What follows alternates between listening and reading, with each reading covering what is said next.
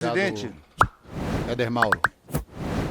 eu insisto em pedir vista para que as mulheres não sejam prejudicadas com este projeto. Se qualquer jurista que tenha o conhecimento sabe que nós teremos problemas e principalmente as mulheres em relação a isso. A gente vê aqui que até a deputada Maria do Rosário votou pela retirada de pauta.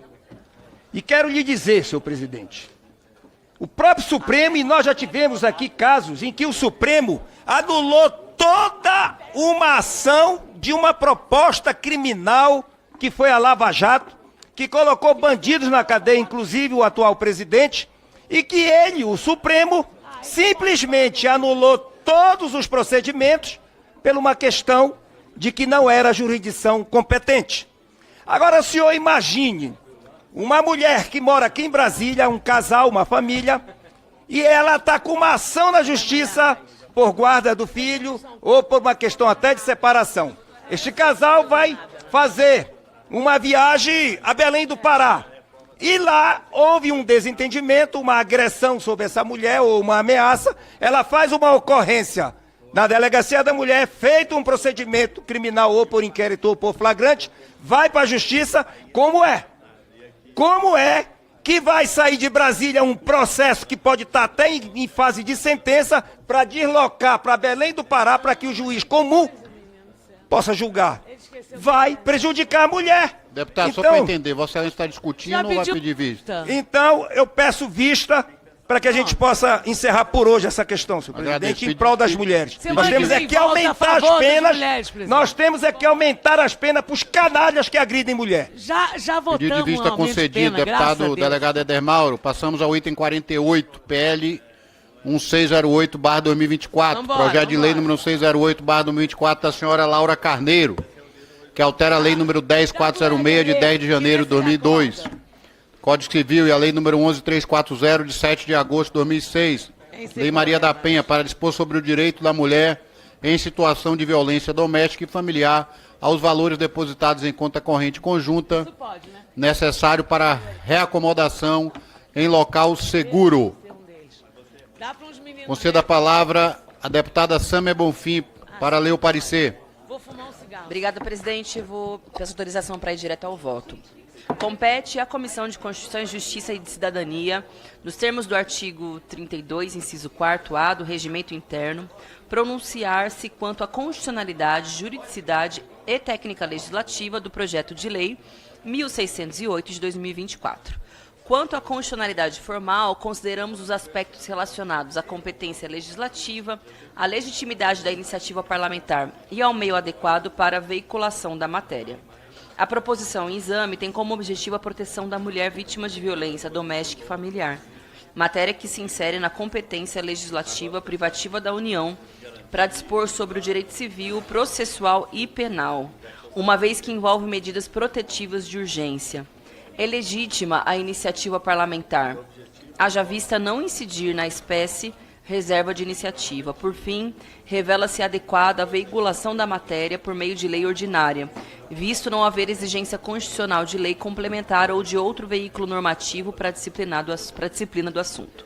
Sob o prisma da constitucionalidade material, não vislumbramos nenhuma ofensa aos princípios e regras que regem o ordenamento jurídico pátrio. Ao contrário, a proposição mostra-se coerente com as normas e diretrizes constitucionais, pois concretiza a dignidade da pessoa humana, fundamento essencial do Estado Democrático de Direito. Além disso, atende ao mandamento do artigo 226, inciso 8º da Constituição, segundo o qual o Estado tem o dever de coibir a violência no âmbito das relações familiares. Dessa forma, a alteração normativa em exame reforça o compromisso constitucional de tutela da mulher em situação de violência doméstica e familiar, revelando-se instrumento legítimo e adequado para a efetivação dos direitos fundamentais.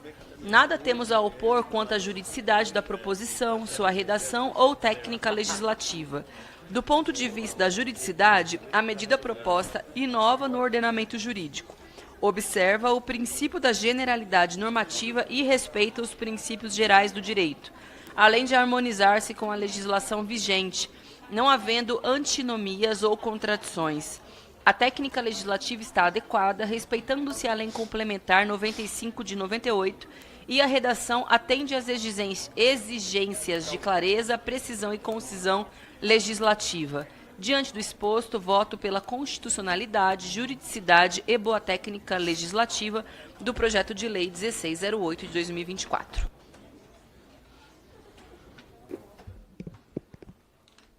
Em discussão, o parecer da relatora.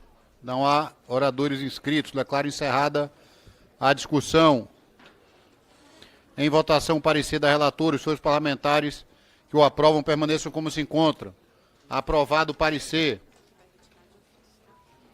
Item 8, PL 5.125/2023. Retirado de ofício pela ausência do relator.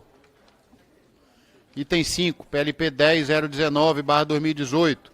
Projeto de lei número 1019/2018 do Senado Federal. Pedro Taques, que altera a lei número 11.340 de 7 de agosto de 2006. Lei Maria da Penha, para dispor sobre a necessidade de realização de audiência de admoestação para a soltura de agressor em caso de revogação de prisão preventiva.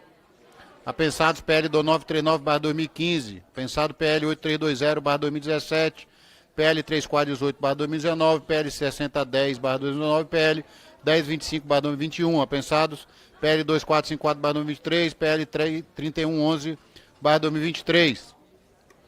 Concedo a palavra ao deputado Patrus Ananias para ler o parecer.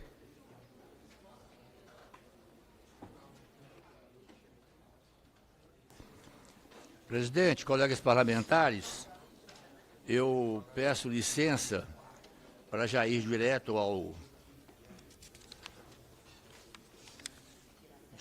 voto da relatora, a nossa ilustre e querida deputada Laura Carneiro, com relação ao projeto de lei 10.019 de 2018.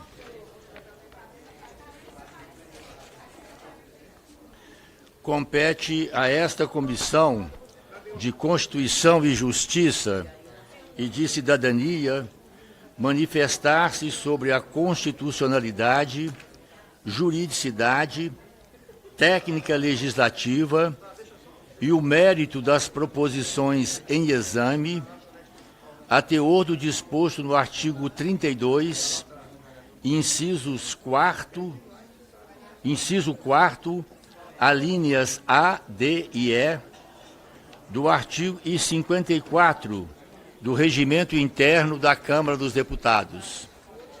Sob o enfoque da constitucionalidade formal, as proposições analisadas e os substitutivos das comissões de Seguridade Social e Família e de Defesa dos Direitos da Mulher não apresentam vícios, porquanto, observadas as disposições constitucionais pertinentes à competência da União para legislar sobre a matéria, artigo 22, inciso 1º do Congresso Nacional, para apreciá-la, artigo 48, e a iniciativa parlamentar, artigo 61. No tocante à constitucionalidade material, inexistem discrepâncias entre o conteúdo das proposições e dos substitutivos das comissões de Seguridade Social e Família e de Defesa dos Direitos da Mulher em face da Constituição Federal. No que guarda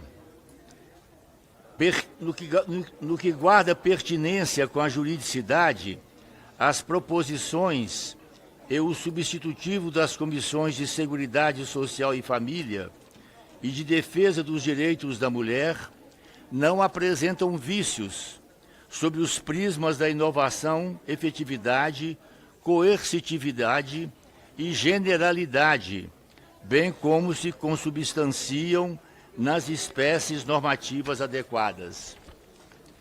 Em relação à técnica legislativa, entendemos que os projetos de lei e os substitutivos das comissões de Seguridade Social e Família e de Defesa dos Direitos da Mulher merecem aprimoramentos para que sejam afinados aos ditames da Lei Complementar número 95, de 1998, que será feito oportunamente ao longo do voto.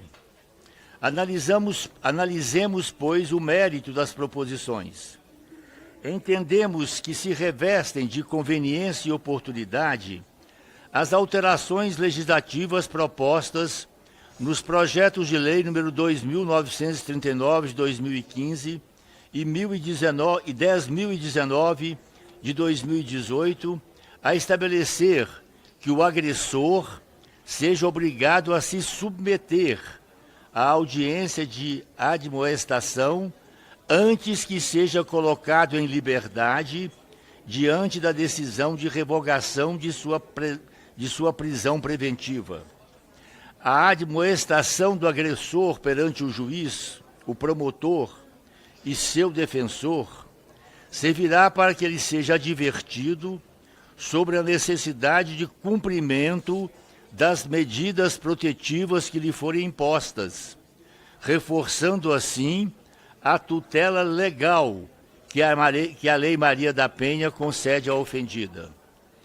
Consideramos meritória, ademais, a proposta dos projetos de lei número 8.320, de 2017, e 10.019, de 2018, que condiciona a revogação da prisão preventiva do agressor à execução das medidas protetivas de urgência concedidas à ofendida. No particular, incrementamos a proposição para impor não somente a execução prévia das medidas protetivas de urgência concedidas à ofendida, como condição para a revogação da prisão preventiva do agressor, mas também das medidas protetivas de urgência contra ele impostas com base no lastro do artigo 22 da Lei Maria da Penha.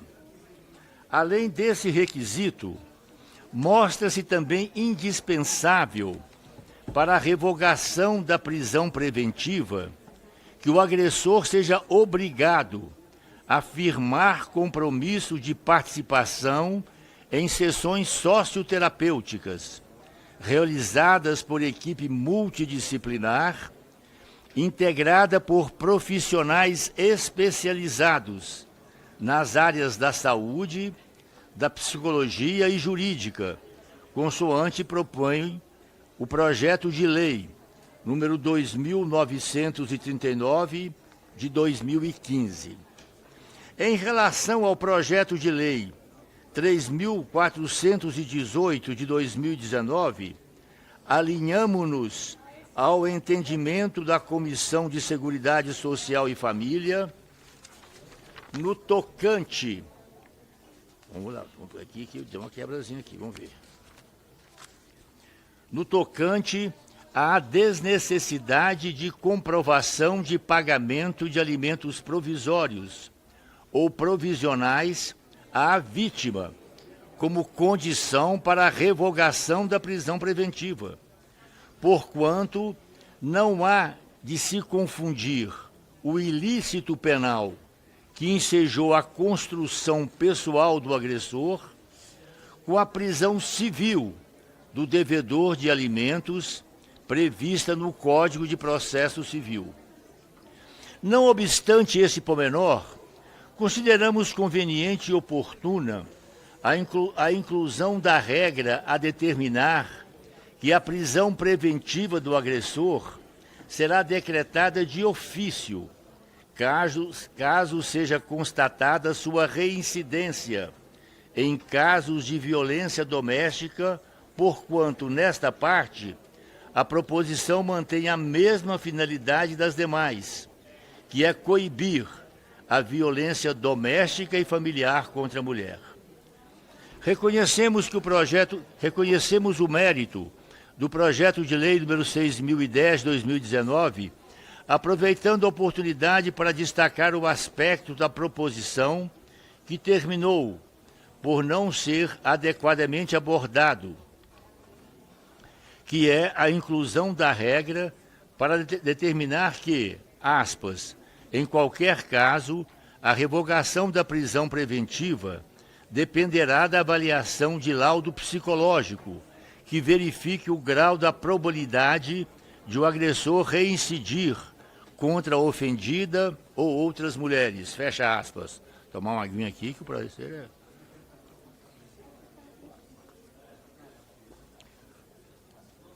Somos igualmente favoráveis à proposta de alteração do parágrafo 2º do artigo 24-A da Lei Maria da Penha, a fim de estabelecer que, se o agressor for preso em flagrante pela prática do crime de descumprimento de decisão judicial que defere medidas protetivas de urgência, a sua colocação em liberdade provisória dependerá de laudo que avalie a probabilidade dele vir a reincidir contra a ofendida ou outras mulheres.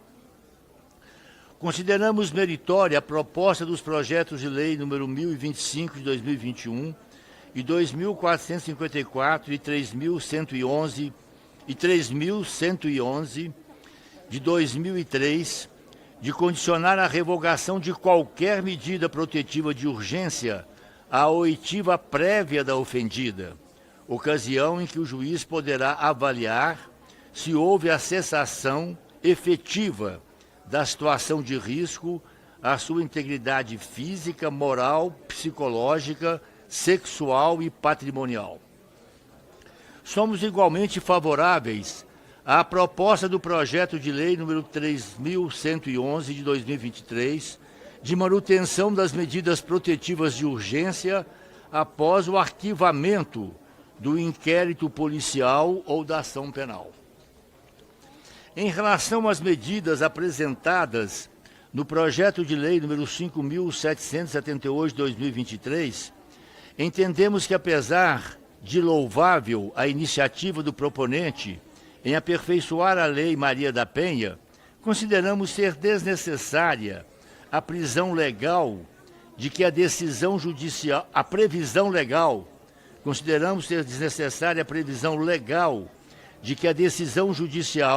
sobre a revogação de medida protetiva de urgência seja fundamentada, eis que esta previsão já dispõe de guarda normativa na Constituição Federal, no Código de Processo Civil, além da jurisprudência. A despeito dessa parte, a proposição se alinha às demais no tocante ao regramento relativo à revogação de medida protetiva de urgência, que deverá ser precedida de decisão judicial, com as razões que a fundamentem, bem como o cumprimento das demais obrigações legais para que ocorra a revogação. Por fim, manifestamo-nos pela conveniência e oportunidade das regras apresentadas no substitutivo da Comissão de Defesa da Mulher, no sentido de que, na audiência prévia da ofendida, com a finalidade de revogação de qualquer medida protetiva de urgência, o contato com ela seja realizado pela equipe técnica da vara especializada, por equipamento da rede de enfrentamento à violência da região de seu domicílio, ou ainda pelo próprio juízo da vara de violência doméstica e familiar, em audiência presencial ou em formato eletrônico, de que este juízo disponha, o que evitará o contato direto com o agressor e a possível revitimização da ofendida. Por todo o exposto, concluímos em nosso voto pela constitucionalidade, primeiro, constitucionalidade, juridicidade e adequada técnica legislativa, e no mérito, pela rejeição do substitutivo da Comissão de Seguridade Social e Família. Segundo, constitucionalidade, juridicidade, adequada técnica legislativa e no mérito, pela aprovação do substitutivo adotado pela Comissão de Defesa dos Direitos da Mulher, do projeto de lei 10.019 de 2018 e dos projetos de lei 2.939 de 2015, 8.320 de 2017, 3.418 e 6.010 de 2019, 1.025 de 2021, 2.054, 3.111 e 5.778 de 2023, àquele apensados na forma da subemenda. Sala de comissões, 16 de abril de 2025, assina a deputada Laura Carneiro. Obrigado, os colegas, pela paciência na audiência. Em discussão, parecer da relatora. Não há oradores inscritos. Declaro encerrada a discussão. Em votação, o parecer da relatora. Os senhores parlamentares que o aprovam permaneçam como se encontra. Aprovado o parecer. Com a palavra, a deputada Laura Carneiro. Senhor presidente, apenas para agradecer primeiro nosso relator ad hoc. Eu tive que me ausentar por alguns minutos e para que a votação não se atrasasse, o deputado Patrus Ananias fez a gentileza de ler o relatório. Eu queria, resumindo, senhor presidente, parabenizar o senador Pedro Taques por essa matéria. Na verdade, cria-se uma audiência de admoestação, que seria um período quando o agressor sai da preventiva e sai da cadeia, ele fica achando que ele é impune. Não, o juiz vai chamá-lo e vai dizer, companheiro, você tem que cumprir isso, sob pena disso. Então, na verdade, é mais uma fase para que aquele agressor entenda o erro que ele cometeu e não amplie aquela ação ou novamente a cometa. Então, sempre em benefício da mulher brasileira, senhor presidente. Muito obrigada a todos os senhores deputados e senhoras deputadas que votaram favoráveis ao projeto e ao nosso relatório.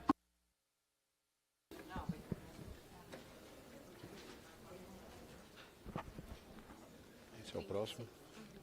Item 36, PL 1219/2011, projeto de lei 1219/2011 do Senado Federal, Antônio Carlos Júnior, que acrescenta o inciso 4 do artigo 72 da Lei nº 8213, de 24 de julho de 1991, para dispor sobre o pagamento de salário maternidade em caso de micro e pequenas empresas com 10 ou menos empregados. Concedo a palavra à relatora do projeto, deputada Laura Carneiro, para proferir parecer.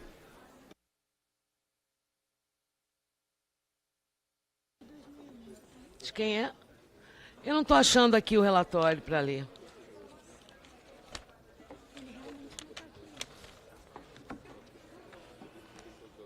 Espera aí, presidente, que é tanto papel na minha frente, está aqui não. Bom, trata-se, presidente, acha aí, em síntese, a proposta principal estabelece que o salário maternidade devido às trabalhadoras vinculadas a micro e pequenas empresas com até 10 empregados, passaria a ser pago diretamente pela Previdência Social. Apensado a referida proposição, encontra-se o PL 1125 de 2011, que dispõe sobre as micro e pequenas empresas poderão deduzir do valor do salário maternidade pago às empregadas quando do recolhimento do qualquer tributo federal. E eu incluí na Comissão de Finanças que isso pode ser feito através do E-Social. Então, senhor presidente, esse projeto do senador Antônio Carlos Júnior tem o nosso parecer pela condicionalidade, juridicidade, boa técnica legislativa, tanto no PL 1219/2011 quanto ao PL 125/2011, bem como no substitutivo da Comissão de Desenvolvimento Econômico, Indústria, Comércio e Serviços e a subemenda adotado pela Comissão de Finanças com subemenda de redação em anexo. Fala, galera da Folha TV, não se esquece de se inscrever aqui no nosso canal para assistir programas como Folha Notícias Manhã, Folha Notícias Noite, o nosso Folha Entrevista e o nosso Barzinho das Meninas. Muitas coisas bacanas a gente acompanha por aqui e a gente precisa muito do apoio de vocês para nosso trabalho jornalístico, investigativo, de curadoria de conteúdo, com vocês ajudando no nosso Pix, folhademocrata@gmail.com, ou mandando superchats, valeu demais, e os recursos financeiros, tornando-se membro do nosso canal, nosso curso de jornalismo básico para você ficar muito bem informado a respeito de tudo. Queridos e queridas, muito obrigado pela presença de todos vocês.